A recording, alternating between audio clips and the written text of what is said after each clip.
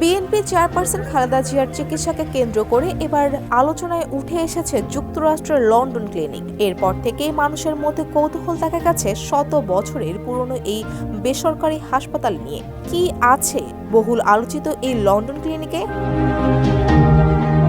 1932 সালে যাত্রা শুরু করা হাসপাতালটির অবস্থান সেন্ট্রাল লন্ডনের ডেভনশায়ার প্লেস ও মেরিলেবোন সড়কে।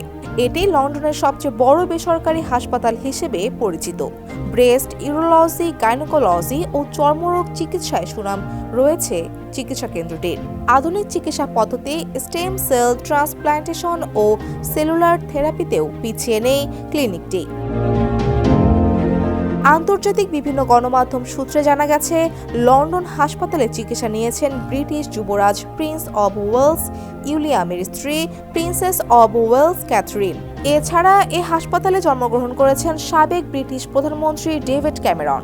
লন্ডন ক্লিনিকের রোগীর তালিকায় নাম লিখেছেন যুক্তরাষ্ট্রের সাবেক প্রেসিডেন্ট জন এফ কেনেডি ও ব্রিটিশ আমেরিকান অভিনেত্রী লিজ টেইলরও। যুক্তরাজ্যের এই হাসপাতালে চিকিৎসা নিয়েছেন অনেক হাই প্রোফাইল ব্যক্তি। ম্যাজিক হার্বাল টুথপেস্ট দূর করে দুর্গন্ধ সৃষ্টিকারী দাঁতের সমস্যা। ইয়েস, দেখাও তোমার ম্যাজিক। হাসপাতালটির ক্যান্সার চিকিৎসা সেবা নিয়ে প্রশংসা করে থাকে ইউরোপের বিভিন্ন মান নিয়ন্ত্রণকারী প্রতিষ্ঠান। লন্ডন ক্লিনিকের বহির্বিভাগে প্রতি বছর গড়ে 1,10,000 মানুষ চিকিৎসা নেন। হাসপাতালে ভর্তি হয়ে চিকিৎসা নেন 23,000 রোগী। ডেস্ক রিপোর্ট, সমকাল।